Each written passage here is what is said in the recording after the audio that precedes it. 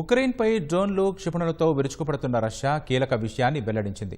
తాజాగా తమ దళాలు జరిపిన దాడుల్లో ఉక్రెయిన్కు అమెరికా సరఫరా చేసిన 2 పేట్రియాట్ గగనతల రక్షణ వ్యవస్థలను ధ్వంసం చేసినట్లు ప్రకటించింది.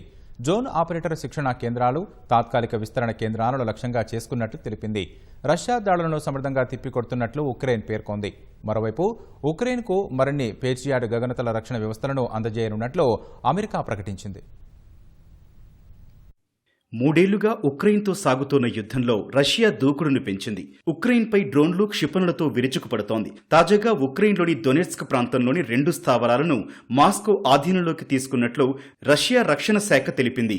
ఉక్రెయిన్ రక్షణ పరిశ్రమ సౌకర్యాలు, డ్రోన్ ఆపరేటర్ శిక్షణా కేంద్రాలు, తాత్కాలిక విస్తరణ కేంద్రాలను లక్ష్యంగా చేసుకుంటూ తమ దళాలు దాడులు చేస్తున్నట్లు పేర్కొంది. ముఖ్యంగా అమెరికాకు చెందిన 2 పేట్రియాట్ క్షిపణి లాంచర్లను, ఒక రాడార్ స్టేషన్ను ధ్వంసం చేసినట్టు వెల్లడించింది. ఉక్రెయిన్ ప్రయోగించిన 9 వైమానిక బాంబులను, 215 డ్రోన్లను కూడా అడ్డుకున్నట్టు రష్యా రక్షణ శాఖ తెలిపింది. ఉక్రెయిన్లోని పోక్రోవ్స్క్ దిశలో దాడులను కేంద్రీకరించినట్టు పేర్కొంది. ఇదే విషయాన్ని ఉక్రెయిన్ సైతం ధృవీకరించింది. ఆదివారం మధ్యాహ్నం నాటికి 97 చోట్ల 2 దేశాల సైనికుల మధ్య భీకర పోరు జరిగినట్లు తెలిపింది. దాడులు జరుగుతోన్న పోక్రోవ్స్క్ జోన్లో రష్యా దాడులను సమర్థంగా తిప్పికొట్టినట్టు ఉక్రెయిన్ పేర్కొంది.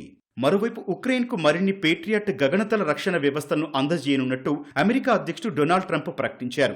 రష్యా అధ్యక్షుడు పుతిన్ పగలైతే అందంగా మాట్లాడతారని, రాత్రైతే ప్రజలపై బాంబులు కురిపిస్తారంటూ ట్రంప్ ఆగ్రహం వ్యక్తం చేశారు. పుతిన్ ప్రవర్తన తమకు నచ్చట్లేదన్న ట్రంప్ పేట్రియాట్ ఎయిర్ డిఫెన్స్ సిస్టమ్ను కీవ్కు పంపించనున్నట్టు వెల్లడించారు. ప్రస్తుత పరిస్థితుల్లో ఇవి కీవ్కు అత్యవసరమన్నారు. ఎన్ని ఆయుధాలను పంపిస్తామన్న విషయాన్ని చెప్పలేదు. కాగా ఉక్రెయిన్కు అమెరికా ఇచ్చే ఆయుధాలను ఉచితంగా ఇవ్వబోమని ఇప్పటికే ట్రంప్ తెలిపారు. 100% చెల్లింపులు జరుగుతాయని, తాము ఆయుధ వ్యాపారం చేస్తామని స్పష్టం చేశారు. మాస్కోపై కొత్త కఠిన ఆంక్షలు అమలు చేసే అంశాన్ని పరిశీలిస్తున్నట్లు అమెరికా అధ్యక్షుడు తెలిపారు. రష్యాతో వ్యాపారం చేసే దేశాలపై 500% టారిఫ్లు విధించే బిల్లును రూపొందించినట్లు రిపబ్లికన్ సెనేటర్ లిండ్సే గ్రాహం వివరించారు.